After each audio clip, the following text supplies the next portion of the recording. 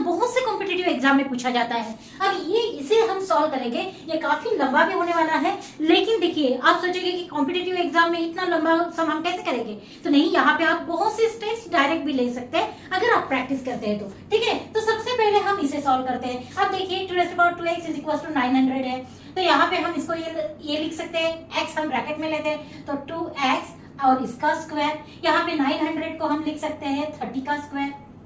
ठीक है, अब यहाँ से अगर हम स्क्वायर कैंसिल करते हैं तो 2x की आपको वैल्यू मिल जाएगी 30।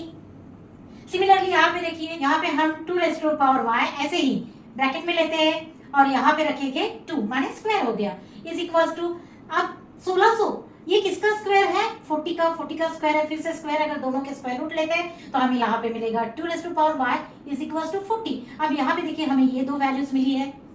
ठीक है, अब यहाँ पे ये जो सम दिया है इसका आपको वैल्यू निकालना है। अगर यहाँ पे हम एक्सपोनेंट रूल लगाते हैं तो यहाँ लिख सकते हैं 2^3x इंटू 2^-3y इंटू 2^10।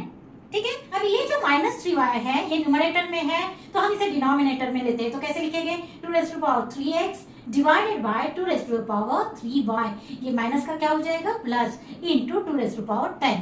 अब इसे हम लिखते हैं 2^x और इसका क्यूब डिवाइडेड बाय 2^y और इसका भी cube into 2^10 as it is. अब यहाँ पे देखिए दोनों का पावर तो सेम है, तो इसको हम कैसे लिख सकते हैं 2^x डिवाइडेड बाय 2^y और होल इसका पावर रहेगा 3। ठीक है, इंटू 2^10। अब ये साइड में करते हैं हम। अब यहाँ पे देखिए 2^x एंड 2^y की तो हम वैल्यू पहले से निकाल के रखे, तो यहाँ पे क्या आ जाएगा 2^x माने 30 और यहाँ पे आ जाएगा 40 और इसका क्या है क्यूब इंटू 2^10। यहाँ पे ये अगर कैंसिल करते हैं तो यहाँ पे क्या आ जाएगा, इसको सेपरेट कर लेते हैं, 3 cube divided by 4 cube into 2^10। अब ये जो है अगर हम फिर से न्यूमरेटर में लाते हैं तो क्या हो जाएगा, माइनस हो जाएगा, तो यहाँ पे कैसे लिखेंगे 3 क्यूब इंटू 4^-3 इंटू 2^10।